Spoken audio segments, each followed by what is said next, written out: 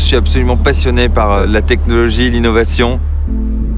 Ce qui m'intéresse, c'est de faire bouger les lignes. Et je pense qu'on a été pionnier et qu'on a commencé à dessiner une nouvelle voie pour la mobilité maritime. Zéro émission, respectueux pour l'environnement. Au début, quand j'ai présenté le projet, il y en a beaucoup qui m'ont rigolé au nez, qui me traitaient d'utopiste. C'est dur. Quand vous avez un rêve, quand vous avez des convictions, il faut vraiment y croire pour les transformer et que ce rêve devienne réalité.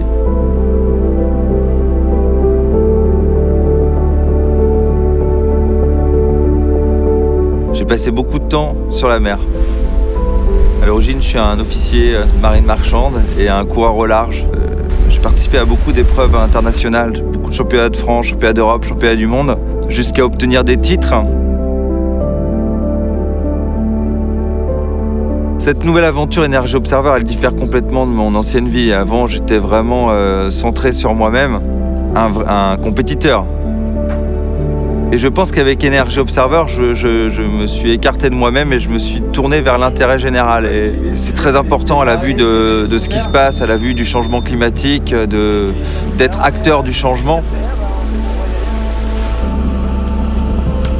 Un jour, je me suis retrouvé en blackout d'énergie en plein milieu de l'Atlantique. Je me disais, c'est incroyable, j'ai plein de force autour de moi, plein d'énergie, du vent, du soleil, et je suis incapable de les exploiter. Donc à partir de ce moment-là, je me suis dit, mais il faut travailler sur la conception d'un navire intelligent.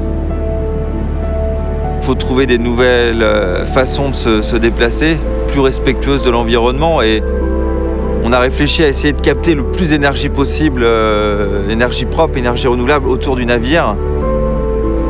Et je pense qu'avec le système que l'on développe et avec notamment l'hydrogène comme force de stockage, on est vraiment vers la dernière étape de décarbonation.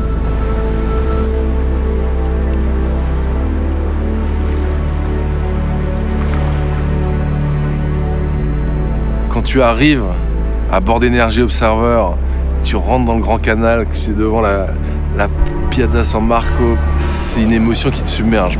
Et puis évidemment, il y a toute la portée du message d'être à Venise aussi qui est extrêmement important. C'est une ville historique, légendaire, qui voit aujourd'hui ses eaux monter petit à petit au risque de l'engloutir. Mais l'idée, c'est pas uniquement de pointer les problèmes, mais c'est surtout de montrer les solutions.